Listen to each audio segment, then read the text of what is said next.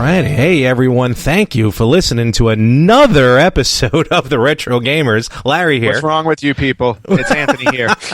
Someone's got to listen, for crying out loud. Unfortunately. What's going on? Not much. How are you? Same old, right? Yeah, it's life on the West Coast. What can you want? It's always hot, it's always sunny, and I'm always here. Well, it's been very hot and then very rainy out here. So I miss the rain. It was like a torrential downpour actually recently. I would pay money to see that here. Oh man, it was wicked.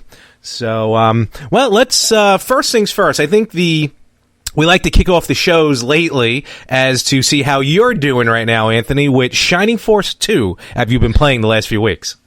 Yes, I have. Ever since we brought it up in one of our podcasts a couple weeks ago. So randomly, and all of a sudden you're like, I'm playing. Yeah, exactly. I just said I was in the mood to play, so I started playing, and now I'm about 80% done with the game. Oh, wow. And unlike my Sega Genesis cartridge that erased my game right around this time, I am going strong. So you never beat the game originally? I never beat the game originally because I didn't want to go back and start it over. Because once you get into an RPG like so far, it's like, yeah, if it craps out on you, that's a lot of man hours to go back and play, even as a teenager when I played it. Oh yeah, it's a hump to have to go back. You know how many games I'll put them in for the first time in a long time, and I'm like, why am I saved it here? Yeah, exactly. So thankfully now I'll finally get to see the end, which I'm sure will be completely disappointing since it's a Genesis game. I don't think so. Yeah. The original Shining Force ending was good. Yeah, no, it was. I'm just saying it's like compared to the big cinematic endings you get in video games today, yeah. like going back and watching little 16-bit characters walk across your screen, with some text.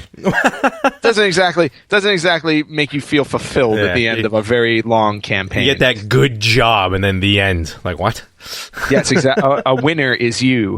That's what I was trying to think of. That's one of my favorite video game sayings of all time. The winner is you. Sweet. And all right, cool. Well, let us know as we continue on each week. Once you're done with the game, I guess I got to take over and play some sort of game. I don't know what it's going to be, but we'll see I think what we happens. should take turns on playing a retro game through. That way we can harass each other about it. Awesome. I can't wait. And speaking of which, let me ask you a question. Shining Force 2, segue. Did you buy the Genesis for the Shining Force 2? No, I did not. I did not even know. I don't know. I don't think either Shining Force came out way after. My Genesis. Yeah. So yeah, it came out way after. And besides, that was one of those games where I really didn't know much about them. I probably bought Shining Force years even after it was released, because somebody had told me it was a really cool game. So then I went back and bought it, and I loved every minute of it. My Sega Genesis purchase was based on Sonic the Hedgehog because those commercials were everywhere. And just the fact that, if you remember it, they were selling it it's the fastest game you'll ever play, and blast processing. With the catchy music and just the speed of it all, it was so enticing that I had to get a Genesis, so I did buy it for Sonic the Hedgehog. Well, what about you? Genesis does what Nintendo don't, so don't forget that part. I will never forget that. Ever. I was late to the Genesis game. I was definitely a Nintendo fanboy, but what got me into Genesis actually was Castlevania Bloodlines. I saw that game. Such a great game. First of all, I was just a huge fan of the Castlevania series, and Bloodlines was just, I don't remember. Really? The whole series? Even Castlevania 2? It's been a while since I played Castlevania 2, but I'm not going to discredit it as the redheaded stepchild. So, it's part of the family. And when I get the mini NES, I'm going to have no choice but to play it. So that's right. What a horrible night to have a curse. Actually, yeah, every 5 minutes. Every 5 minutes, and it would take 5 minutes to show up on your screen. Here's what we'll do. You know what? I'm going to go on record. I'm not going to wait for the mini NES. As soon as you're done with Shining Force 2, I'll pick up Castlevania 2, and I'll start to play through that. And God help me, you won't play your game until about 2 years from now, because it's going to take me forever to finish that damn game. I actually finished Castlevania 2 when I was a kid. I'll be honest with you. I probably got up to the part where where you have to kneel by the wall. And who knew you had to kneel by the wall? Nintendo Power. I was going to say Nintendo Power probably did it, but I probably blew through that page. So, yep. But anyway, let's get back to our actual topic, since we always seem to segue. So, and for those of you who don't know, we're talking about systems we bought specifically for a game. Yeah, because there was a few. Like look, I'm going to be honest. In the beginning, at least me, I remember I bought the Nintendo. I guess, well, you know what? I was going to say for no particular game, just to buy it, but it had to be for Super Mario Brothers, because I remember a friend of mine brought over a Nintendo, hooked it up. We played Super Mario Brothers, and then that was it from there. So I guess I can say it was the original Super Mario that got me the reason to get or to ask Santa Claus for a Nintendo way back when.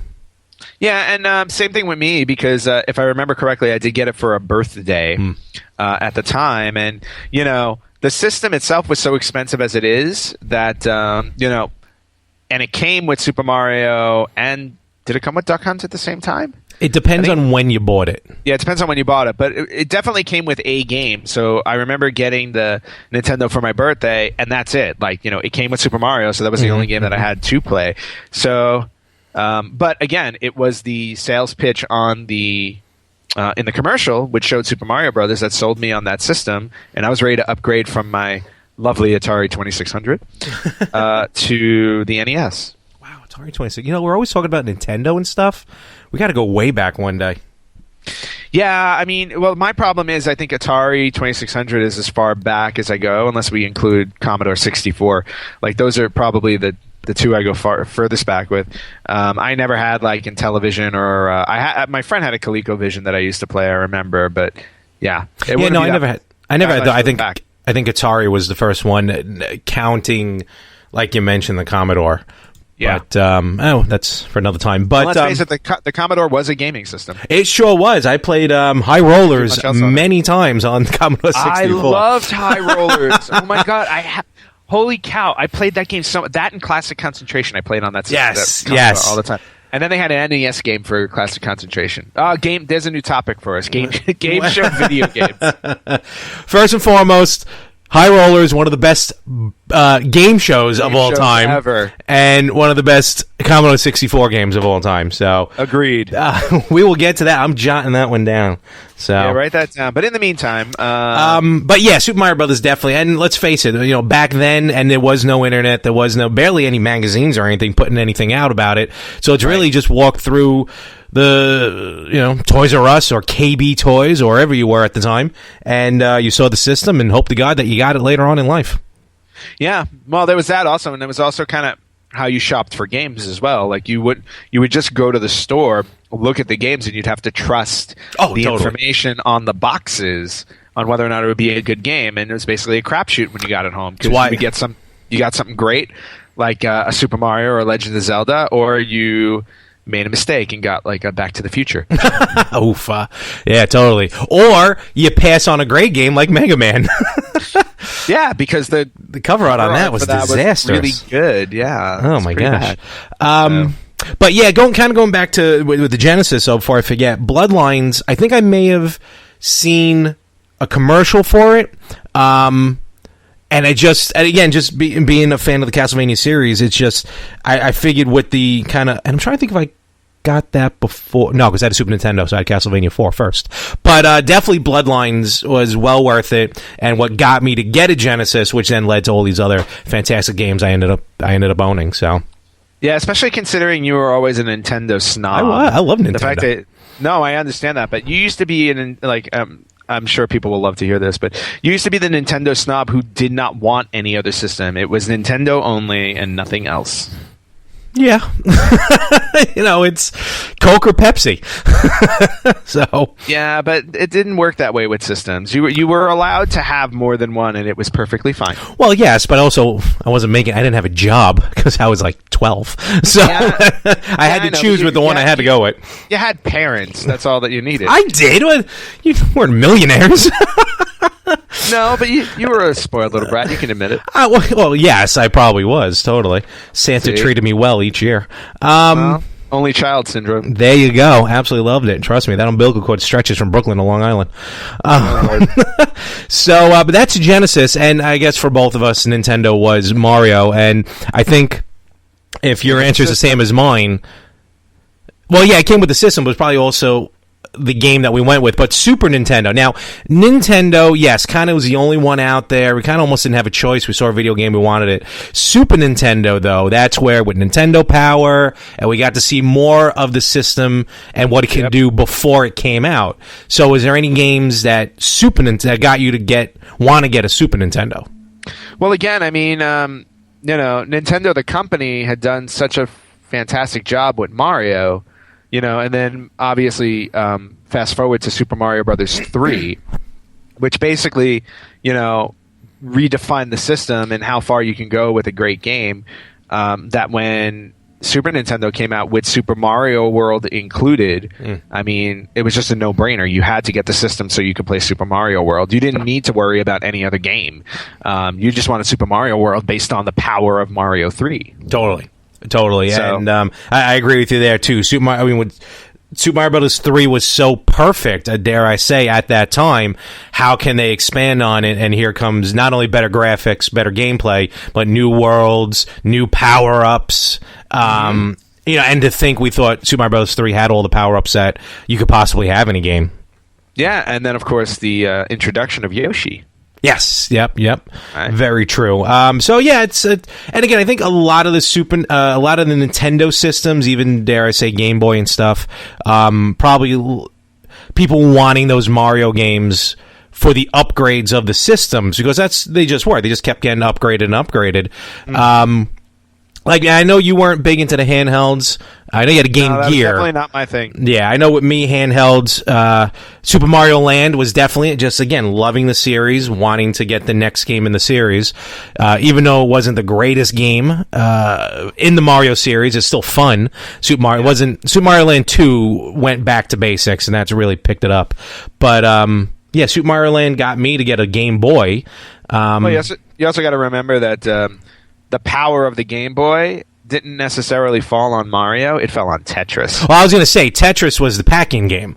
So that's the game that the system came with. So, and that version of Tetris, I think, is even better than the Nintendo version. And I know Tetris is Tetris, don't get me wrong, but just something about the Game Boy version that is just much more enjoyable. Yeah, and I remember the first time I played Tetris was at the Nintendo convention at the Jacob Javits Center in New York. It was the first time I had ever touched a Game Boy, and Tetris just had me hooked. Mm-hmm. In fact, I think after I played it on the Game Boy, I went out and got it for the NES. I remember that. We probably went on the same day and passed each other. Didn't even know it. We probably did, and you also got to remember you were 2 years younger than me. So back then, being 2 years younger, it's just we wouldn't be friends. I was with my parents and my uncle, and the only line that was short enough to play a game was Fester's Quest. Really? Is that all you got to play? No. I played so many games while I was there. I remember playing some other. I just remember Fester's Quest was the one I just ran up to and started playing. I also had a ticket to compete on the main stage. Well, not on the main stage, but in the tournament. Yeah, yep. But I was too gun shy and I didn't do it. So. I did it twice, and I did not advance. Unfortunately, because again, it was one of those things where you only had X amount of time, and I flew through Mario and Rad Racer, but Tetris was new to me, so I didn't know Tetris. So I remember I played through the first time, went over to the Game Boy after that to practice Tetris, and then went back to play a second time, and I played better the second time, but I still didn't advance. I really wanted that $50,000. Yeah, that would have done well. So yeah, I would have spent it all on games, of course, but still. Who needs college? No, honestly, right? Not at all. And then with Game Boy, actually, I think I played Tetris. I think that's where I played the Game Boy for the first time with Tetris. I don't think I had a Game Boy yet at that point. But and then with the Game Boys, at least with me, that was just kind of the upgrade of the system. Game Boy Color, Game Boy Pocket, just a necessity of buying those games. Game Boy Advance, that's when the Game Boy really upgraded itself. And for me, I remember in college, because that's when it came out, there was a game called Advance Wars, which kind of plays like Shining Force 2 in that it's turn-based, but it's more military, cartoony military. And that also, it was really designed for 4-player action. Well, the Game Boy Advance was. So I remember me and a few of my buddies all got Game Boys at the same time. And that's for a while. That's what we were playing in college. It was odd, just sitting around with all the Game Boys hooked up to each other. And I remember, Advance Wars is what got me Game Boy Advance, and then just moving on, all the best games that came out for that. That's cool. Yeah. Again, like you said, my handheld experience was only with a Game Gear, and it was probably a couple years after it came out, because I went and purchased it at Funko Land. I purchased a used Game Gear because handhelds never worked for me. I didn't like the small screen. It just used to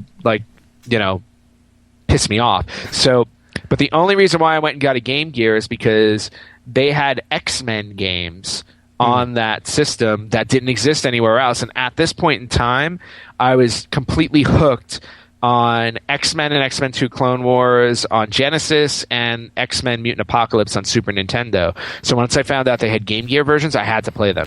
So I went and got a Game Gear at Funko Land with the X-Men games. Did you go after school hours? Because remember, they wouldn't let you in during school hours? Yes, I went after school. Of course, at this point, I was in high school. And on my you went to that one? Around the corner from high school? That Funko Land? No. I went to the one on Ralph Avenue. Oh, okay. I was going to say. Brooklyn. That other one. No, I never went to the one by our high school. Yeah, you had to bring up. But yeah, I mean, I went there and I got the X-Men games, and I just remember playing them, and I never, ever, ever finished them because, again, it was a handheld system, and I didn't buy those for a reason. Well, it was a good screen, and it was in color. That's what helped that out, but it wasn't backlit, so it was a little tough. Was it backlit? Yeah, it was a bit too annoying. To be honest with you, if I could play those handhelds again on my 55-inch screen TV right now, I would be happy to play through those X-Men games. There you go. I remember I bought the Game Gear because it had the TV attachment. You could actually watch television, and of course I never got the TV attachment. But of course you didn't. I ended up getting some. That's where I found there was a Shining Force game for the Game Gear. Boy, we should rename this the Shining Force podcast. Shining Force game for the Game Gear that rocked out really well. Then unfortunately I bought Batman Returns, and that's where it all went downhill. Movie games, they just don't work. Well, most don't. Sega CD. Well, you end up getting anything for the Sega CD? Sega CD. Yes, that system, that faulty system. I can't remember exactly the first game I bought for it. I mean, it came with Sewer Shark, which I thought was fun until I realized the game was like 20 minutes long. 6. Then that was the end. Niner. Then that was the end. And you literally got to the end of the game to witness a fat guy eating spaghetti. I'm not kidding. But I remember buying Sega CD for 2 reasons. One was Night Trap, which was that full motion video. What's her face? Game starring Dana Plato, the late Dana Plato from Different Strokes. But it was a cool concept. It was a whole idea of about these vampires that are trying to suck the blood out of a whole bunch of sorority girls who were having a slumber party. And I'm a teenager at the time, so how did that work out? It was before the MPAA ratings, right? Yeah, of MPAA. course, exactly. The SRB ratings, I mean. Yes, exactly. The video game ratings. So I definitely bought it for that. And the game, again, like Sewer Shark, it was this full motion video that never stopped moving. So the game itself was about an hour long if you got all the way. Yeah. And then the other game that I purchased Sega CD for was the WWF Rage in the Cage. Yep. Now, so now on Super Nintendo and Genesis, you had these 16-bit wrestling games. And of course, for people who listen to this who don't know, Larry and I are huge wrestling fans, have been for a long time. The SNES and Genesis games were great, but they maxed out at 12 characters. Rage in the Cage had 20 characters, and for the first time, had the actual entrance themes on it. So and full motion video. Yep. So it was a no-brainer. It's like I had to own Sega CD for that because this was monumental for wrestling games. Totally. And that's the game that got me to get the Sega CD. That game, that's a whole nother show we can do. But Rage in the Cage definitely was well worth, especially back then because we weren't used to that whole full motion. It was all new. Yeah. Especially a CD-based game, very new, opposed to cartridges. But it led to other good games there on the Sega CD as well that I can't remember. Well, that I owned. I don't think I owned a lot. We can have a whole Sega CD podcast because I can tell you all about the pitfalls that were the Marky Mark and the Funky Bunch music video game. CNC Music Factory. Yeah, same the one. Music Factory video game. The Crisscross. Oh, that horrible boxing game. Video game. Oh my God. Prize Fighter is it called? I think maybe. That's it was. I could never get. Yeah. That's a whole other conversation. It was rough. Yeah, let's not forget the Mighty Morphin Power Rangers. None of us can. And, we were talking about this, and those are the games that after we started talking, I kind of remember getting those games for those systems. But for me, with PlayStation, I remember the one that really, I can definitively say this is the game I needed and I needed the system to get the game, was SmackDown. The first SmackDown on PlayStation. I did not own a PlayStation. I was in college. It was also the first game. You were a Nintendo snob. No, I'd already gotten all the other stuff by then. Yeah. I had other systems. Yeah, you had the other stuff begrudgingly. I remember having conversations with you where you're like, SNES is way better than Genesis. I always buy the games on SNES, and I'll only buy the Genesis games that aren't on SNES. And I'm like, yeah. All right, just because Mortal Kombat didn't have blood and on the Super Nintendo. Yeah, because they were catering to children. Hey, listen, whatever sold.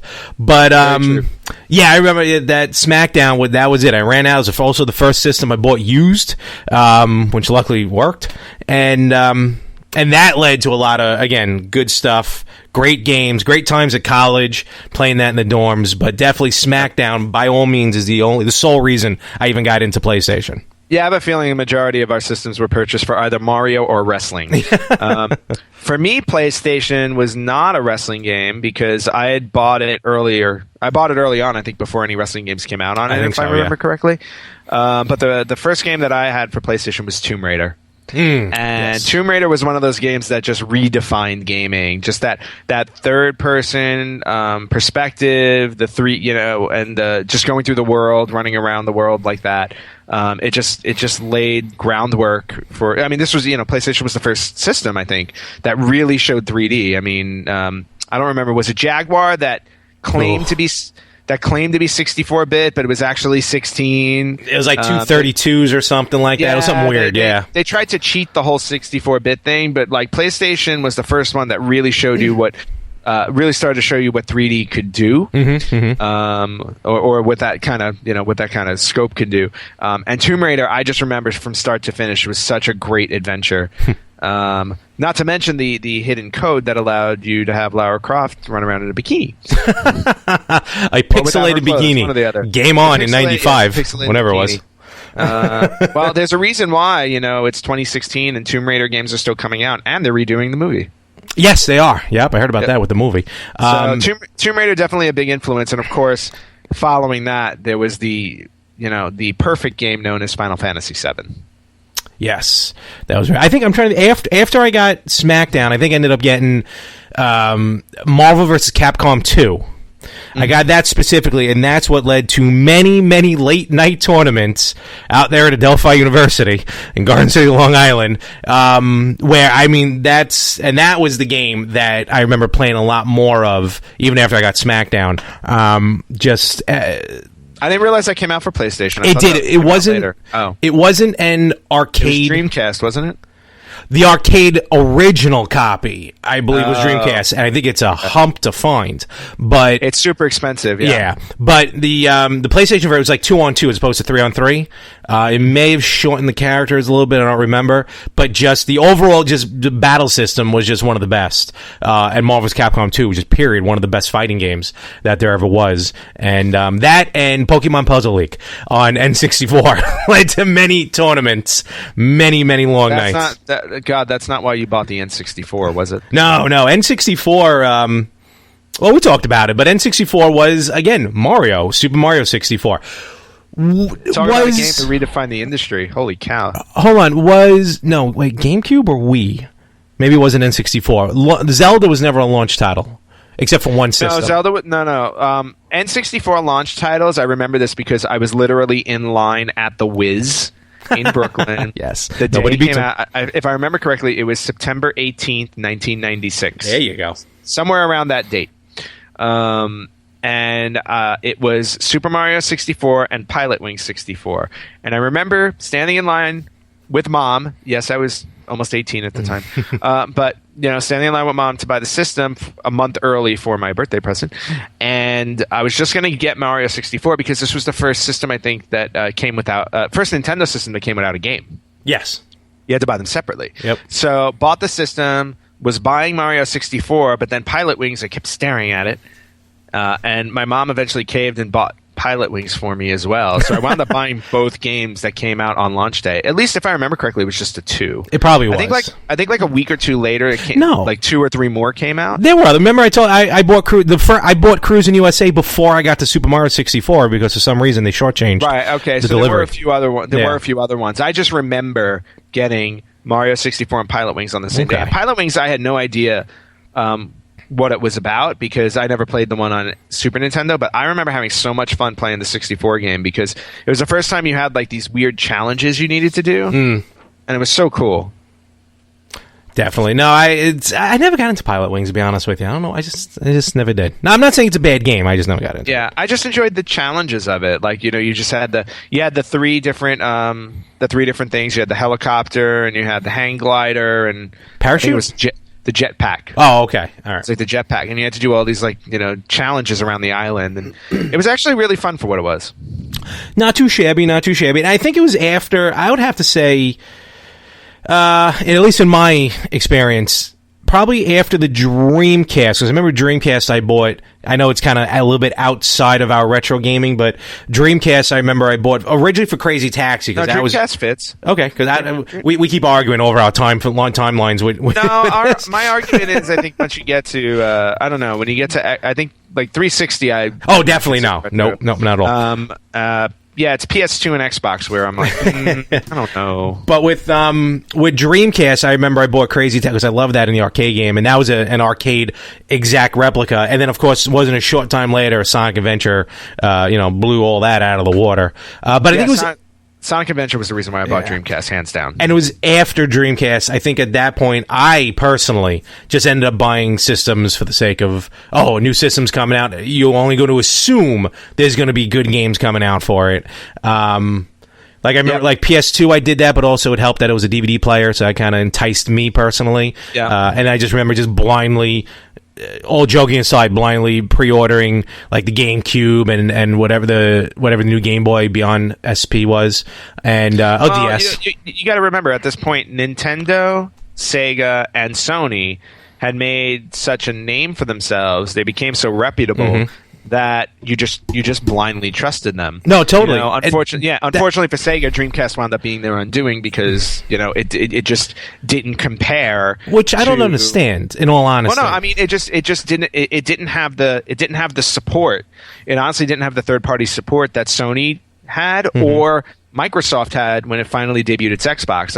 I don't know what Microsoft did or how much money they paid to get the third-party support they needed because it was their first system and they needed to prove themselves. But they did a tremendous job, and they were the reason why, those systems were the reason why Sega got out of the console business. Yeah, and I remember because Xbox, you're right, because it was the first one out, and I didn't buy an Xbox at first because I didn't know what the games were going to be like. So it turns out Xbox had one of the best football games ever on it, ESPN 95. The Buffy series was fantastic on there. I mean, obviously other games on top of it, Halo. Yep. But Showdown, Legends of Wrestling. Yeah, I said good games. Sorry. But last but not least, actually, hold on. So here, this is what I like about podcasts because with Showdown, they came to the Acclaim. Was it who did that? I think it was Acclaim. I think so. They came to my campus actually twice, but one time they came to and do a survey before that came out, and they're like, "Listen, we want to make a wrestling game of these legends," and there was like hundreds of them. Who would you like to see in a wrestling game? And I remember I'm going, "Wow." All these names. This would be an awesome video game. And then Showdown came out. And I was like, this is an okay game. Yeah, to be honest with you, I still have Showdown just because of the again, it's that nostalgia thing because it's like I can throw that game in even though it's not good. And I could just play as those old school wrestlers. Granted, Legends of WrestleMania came out much, much later, and that one was equally enjoyable, but there's something about Showdown. It's like the guys they have in that game, like you've never seen exactly those guys in a video game all together like that. So it was nice. It was nice to relive the 80s. Yeah, and it was cool. I did kind of like a focus group real quick right then and there, and I got a free copy of Burnout. So nice. Well, that also helps. Yeah, right. And speaking of burnouts, I think we should segue into the final system we wanted to bring up here today, because what are you talking about? I need to know, and I'm sure everybody else needs to know, what was running in your warped brain that made you buy the Virtual Boy? How? I don't understand what you're talking about. It's 3D Virtual Boy, one of the virtual reality ever made. Virtual reality, 3D gaming at its very best, and you didn't need a game. No, it was just the fact it was 3D. You didn't need a game. You just need these ugly-ass goggles that you had to set down on a counter and stick your face in. Or if you lay down on your bed and balance them on your forehead, it also worked. Okay, so you bought the system because it was lazy gaming. Yes, because you couldn't go anywhere with it. As if gaming isn't lazy enough. And I'm going to stand by it. Wario... Whatever the Wario game was, I forgot the name of it for the Virtual Boy, and Mario Clash were some of the best games to play, let alone it was on the Virtual Boy. They were two great games. Some of the other games, not so much. But maybe if Nintendo had you working for them, or at least doing commercials, they might have sold more than 5 Virtual Boys. I was pitching you the Virtual Boy. Lifetime. Yeah, you did pitch. You pitched the Virtual Boy to me, and then you brought it over to my house, and I played it. And I said, "Oh hell no!" All right, with that, I'm calling it a night. not a million years. What? There was nothing virtual about that boy. How dare you, sir? And with nothing. I'm ending this. All right. Well, thank you very much. You should. You know what? You deserve all the ridicule for buying that system. I'm sorry. Just what a waste. Follow us at our new Facebook page, Retro Gamers Podcast. Find me on Twitter at More365. And you will find no information about Virtual Boy on any of our websites or Twitter. Find Anthony. And if Larry puts anything up, I will ban him. Matsu at Matsu228. Thank you very much. So with that, we're going to call it a week. I'm Larry. And I'm Anthony. Catch you guys later.